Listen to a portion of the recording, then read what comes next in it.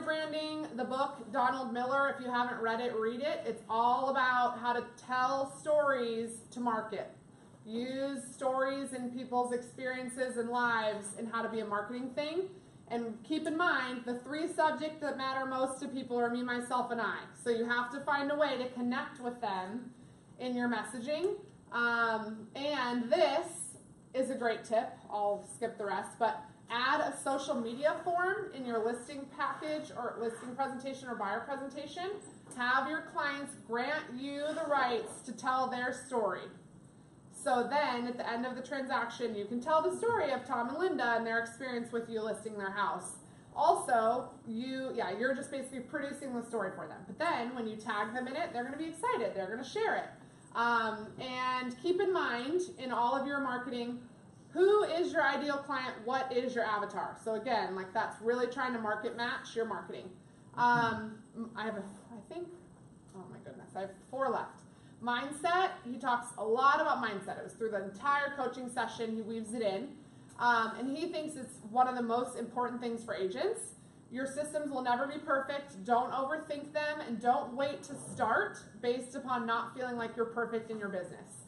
And it's amazing to me, and all the agents that I've coached, even top agents, they get stuck on like a dumb thing. Like, oh, well, my website, I need to redo my website before I start, doing Facebook. And it's like, no, you don't need it. Everyone overthinks and creates all these challenges in their head when in reality, if you just do the work, your business is going to grow. But the number one reason why people don't take action is overwhelm. And so he says, if you're feeling like that in your business, you just have to recognize it and then keep moving forward, take strategies to fight the overwhelm, and act like you're already where you want to be. So, and this is a tip that I hear from a lot of our top producers in this market. It's the fake it till you make it. Like they act already like they're the top agent in the marketplace. They do. And if you have that attitude, like don't go into a listing presentation apprehensive because you haven't listed something on that neighborhood. Go into listing presentation like you are the perfect person because of X, Y, and Z. You should get that listing. And it'll change your confidence. It'll change everything about it. Focus your efforts on the closest to the dollar activity or things that fuel you or inspire you to keep you going. Meaning, if your closest to the dollar activity is cold calling, maybe you're a cold call expert, you need to do it. But you also, if you hate cold calling, if that's your closest to the activity, you still need to do it, but then you need to do the things that fuel you or inspire you to keep you going. So maybe that's your networking group that you're in, that maybe you haven't gotten a deal out of it, but you like it, it's fun. You have a social thing every week and you like the people that are in your group. So just be conscious in your business of what fuels you and what your closest to the dollar activity is. And his quote with this that I loved is, starve the ponies, feed the stallions. Anyone want to take a guess on what that is? Don't kill the animal. So basically, the things in your business that you suck at, which are the ponies, starve them. Offload them. Don't pay any attention to the things you suck at. Feed the things you're great at. Do more of that. Put more attention and energy into it. Go all in on the things that you like doing or that you're good at, and it's going to change your business. Because so many agents, I think, get stuck on this. Because you spend all day dreading the pony that you're avoiding. Like, doing the cold calls or doing, the follow-up from your open house. If you just, don't pay attention to it. If you're not going to do it, don't commit to doing it. Take it off your plate so that you're not thinking about it and getting overwhelmed. He also talks a lot about accountability. And he thinks it's most important. These questions I love. So these are the questions he asked. Does more training make agents more effective? No, it does not. What makes agents more effective? Accountability, he believes. So he thinks, though, that most agents don't really have a good understanding of what accountability is. And he says accountability is observing or noticing without judgment. That's the key. So you need to find somebody who holds you accountable without judging or reprimanding you. Because the goal is to keep you engaged with your accountability partner so that you want to have the conversations. But if they're like, well, you really should, like if they constantly are judging you, it's not going to be a productive activity for you.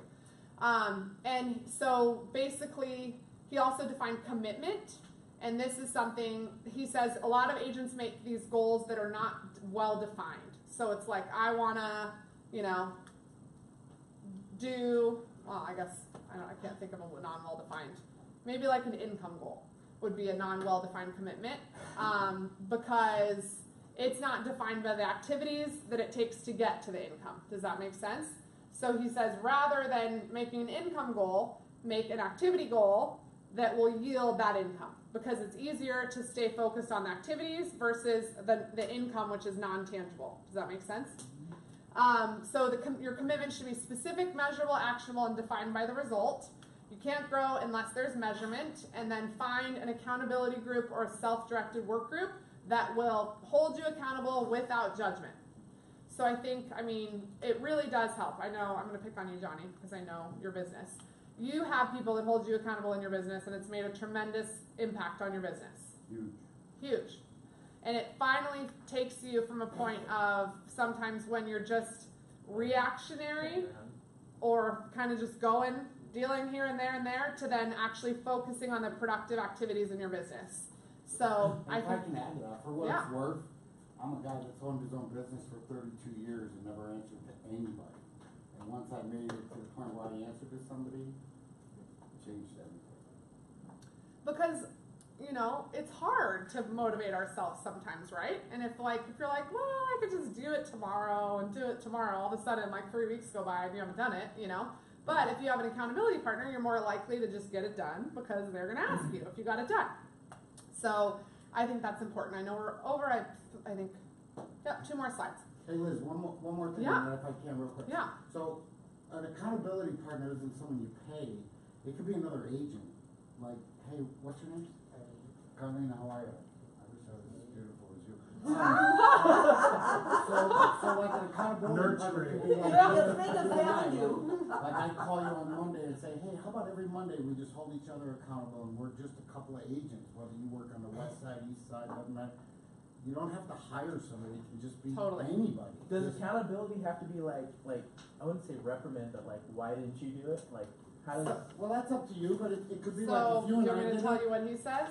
If it was just you and me, it could be like, hey Jermaine, every Monday, I want you to tell me how many phone calls you made that you're promising to do, and on Monday I'm going to tell you how many I did. And then on Monday we call each other and say, yeah, hey, I didn't do jack, I really screwed up. Or you could tell me, dude, I did it. And then you got somebody that's going to say, great job, man, that's awesome, keep it up, do it again next week, let me know what you do next week. That's all it really is. Right now you own your own business, you're not answering to anybody.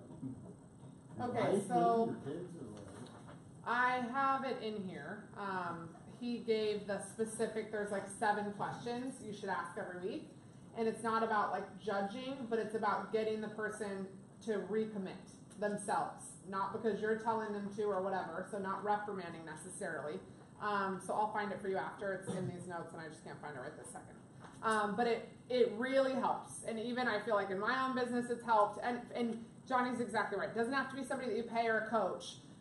It can be your partner, your spouse, your kid, anybody who's going to buy into your vision and actually be able to hold you accountable that you're going to want to work for, and yeah. Mine is my title rep.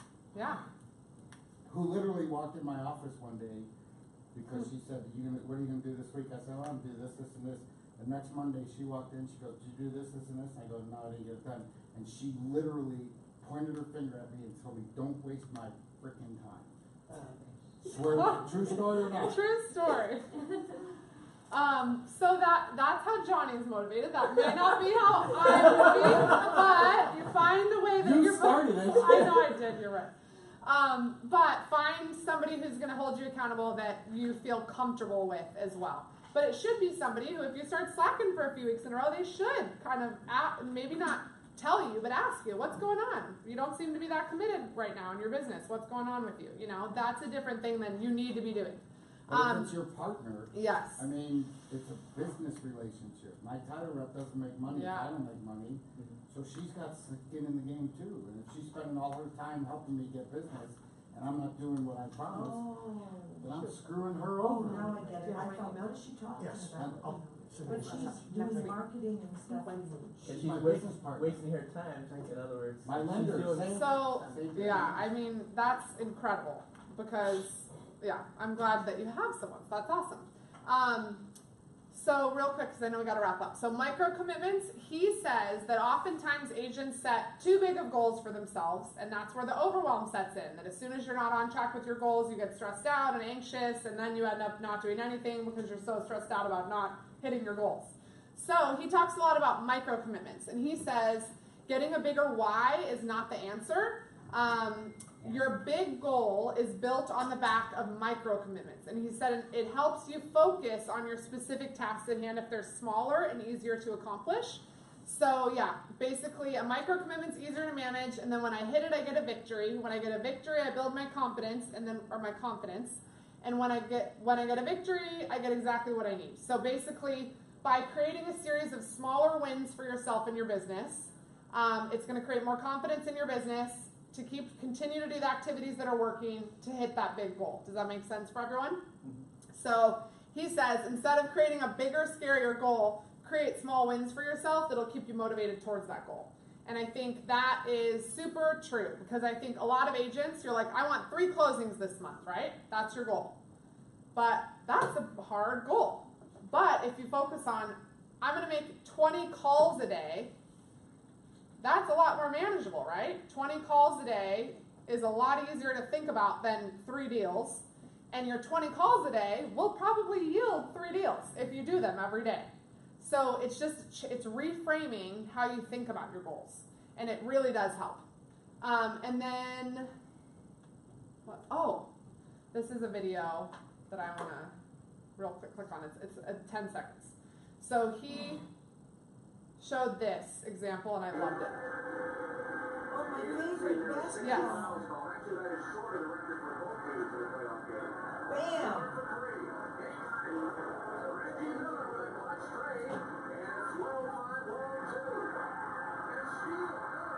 Oh, man!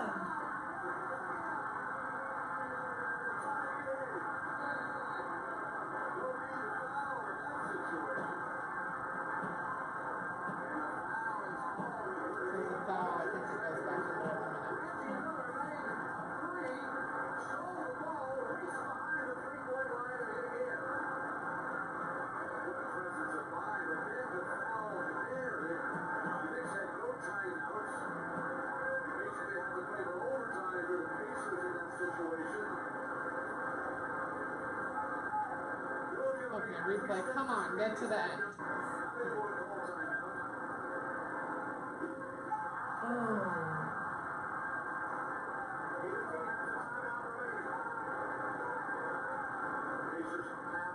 Out here, they expect to win this game. Last time, similar situation, Anthony with the offensive board.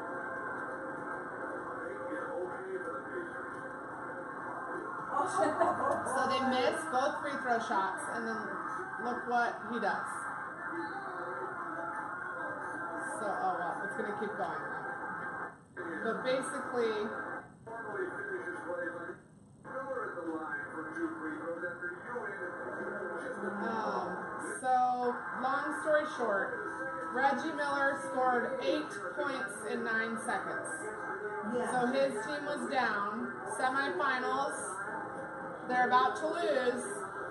He scored 8 points in 9 seconds. Yeah. The Phoenix Mercury did that. Yeah?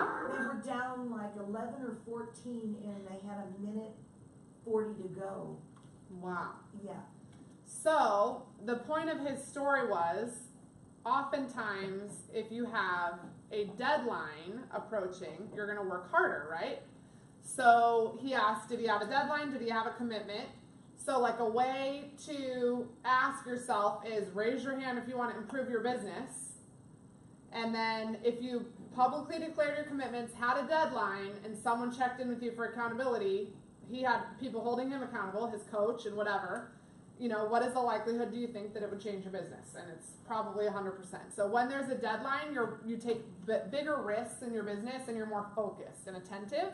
So that's why, like, instead of having a 30-day goal or a year goal, have a day goal. You have a deadline to get it done by the end of the day. You're more likely to get it done. You're more likely to stay focused. You have somebody holding you accountable. But I thought that was really cool, because that's something that, you know, until that time had never been done. And he did it. you know, so, but he had a limited amount of time. He had a lot on the line. He had people holding him accountable. So think of your business in that same manner.